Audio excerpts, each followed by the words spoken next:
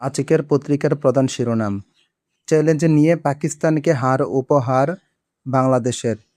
দ্বিতীয় ইনিংসে 40 রানে 5 উইকেট নেন নাহিদ। টেস্টের দ্বিতীয় ইনিংসে কোনো বাংলাদেশি পেসারের এটাই প্রথম 5 উইকেট নেওয়ার নাজির। ঢাকা বিশ্ববিদ্যালয় ক্যাম্পাসে হাঁটলেন ঘুরলেন প্রধানমন্ত্রী। যুদ্ধবিরতি লাইফ সাপোর্টে ফের যুদ্ধ শুরুর কথা ভাবছেন ট্রাম্প। হামলা হলে 90% ইউরেনিয়াম সমৃদ্ধ করা হবে তেহরান। ঈদের কেনাকাটায় রাত 10টা পর্যন্ত খোলা রাখা যাবে মার্কেটের দোকান। পত্রিকাটিতে বলা হয়েছে, পবিত্র ঈদুল আজহাকে সামনে রেখে দেশের মার্কেট, শপিং মল, বিপণী বিতান ও ব্যবসা প্রতিষ্ঠান খোলা রাখার সময় বাড়িয়েছে বাংলাদেশের দোকান মালিক সমিতি। নতুন সিদ্ধান্ত অনুযায়ী গতকাল মঙ্গলবার থেকে ঈদুল আজহা পর্যন্ত এসব প্রতিষ্ঠান রাত 10টা পর্যন্ত খোলা রাখা যাবে।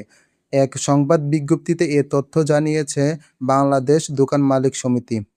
পোশাক কারখানার স্টোরে এজিএমের লাশ, শ্রমিকদের বিক্ষোভ, পরিবারের সন্দেহ হত্যা। বছরের শেষে স্থানীয় সরকার নির্বাচন, জামায়াত এনসিপি প্রস্তুত, নীরব বিএনপি।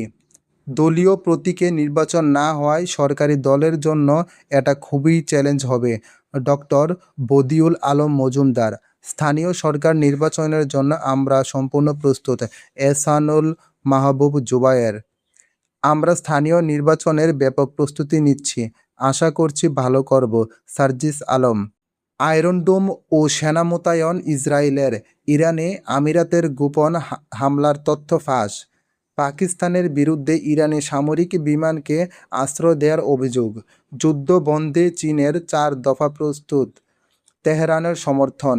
ইসরায়েলের বিপজ্জনক প্রকল্প নিয়ে মুসলিম দেশগুলোকে ইরানের হুঁশিয়ারি। আরব দেশগুলোকে একটি পক্ষ বেছে নিতেই হবে। মার্কিন দূত। যুদ্ধবিরতি লাইফ সাপোর্টে ফের হামলার কথা ভাবছেন ট্রাম্প। যুদ্ধে ব্যয় $77 বিলিয়ন ছাড়িয়েছে। কংগ্রেসে তোপের মুখে পেন্টাগন প্রধান। যুক্তরাষ্ট্রে আকাশছোঁয়া মুদ্রাস্ফীতি, তেলের মূল্য বৃদ্ধিতে বাড়ছে উদ্বেগ।